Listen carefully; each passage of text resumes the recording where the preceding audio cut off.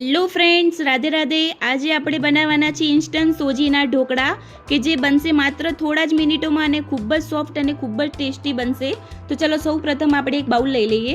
બાઉલની અંદર 2 cup સોજી add કરી લઈએ અને 1 કપ દહીં એડ કરીશું. હવે સોજી અને દહીંને સરસ રીતે મિક્સ કરી લઈએ. તમે દહીંની જગ્યાએ 2 કપ છાશ બી લઈ શકો છો.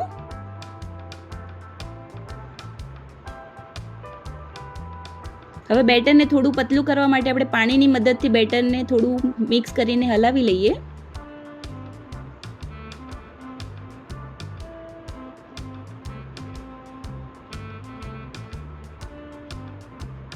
હવે બેટર રેડી છે. હવે બેટરને 10 થી 15 મિનિટ સુધી ઢાંકીને મૂકી દઈએ જેથી સોજી થોડી સોફ્ટ થઈ જાય.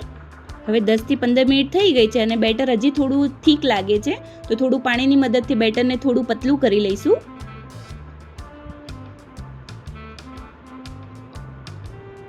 હવે બેટરની અંદર થોડા મસાલા કરી લઈશું. 1 ચમચી આદુ અને મરચાં લસણની પેસ્ટ નાખીશું. સ્વાદ અનુસાર મીઠું એડ કરીશું. થોડી હળદર એડ કરીશું. 2 થી 3 ચમચી જેવું આપણે થોડું ઓઇલ નાખી દઈશું. હવે બધા મસાલાને સરસ રીતે આપણે મિક્સ કરી લઈએ.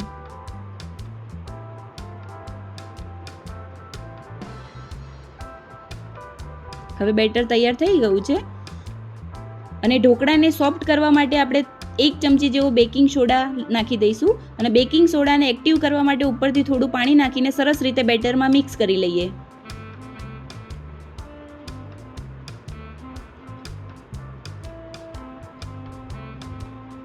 હવે ઢોકળા બનાવવા માટે આપણે એક પ્લેટ લઈ લઈશું. પ્લેટની અંદર થોડું તેલ નાખીને પ્લેટમાં તેલને ગ્રીસ કરી લઈશું.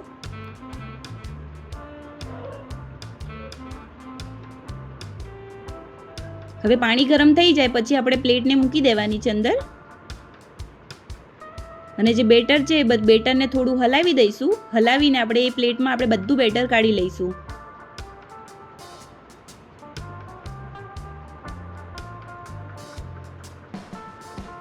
હવે ઉપરથી લાલ મરચું પાવડર નાખી દઈશું અને ઢાંકી દઈશું. 10 થી 15 મિનિટ સુધી આપણે સ્ટીમ થવા દેવાના છે ઢોકળાને. હવે જે આપણા ઢોકળા છે એ સ્ટીમ થઈ ગયા છે પ્રોપર રીતે. ચેક કરી લઈએ. હવે ઢોકળાની પ્લેટ છે, થોડા ઢોકળા ઠંડા થઈ જાય પછી આપણે ચપ્પુની મદદથી આપણે એને પીસ પાડી લઈશું.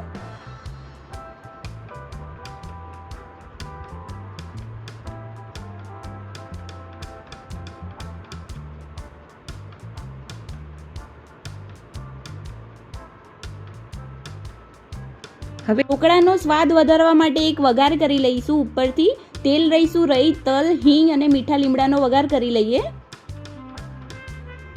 અને ઉપરથી હવે લીલા ધાણાનું ગાર્નિશ કરી લઈશું. તો હવે આપણે આ સોજીના ઇન્સ્ટન્ટ ઢોકળા તૈયાર છે.